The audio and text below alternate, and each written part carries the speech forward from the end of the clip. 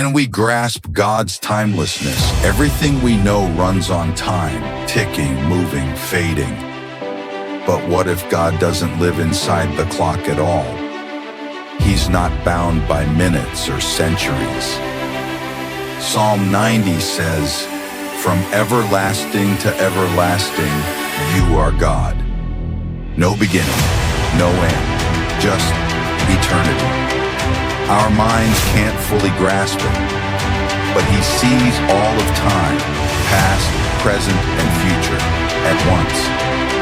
That's why He's called the Alpha and the Omega. When you trust Him, you step into His eternal story. Time may limit you, but not the one who created it. Follow for more mind-blowing Bible truths.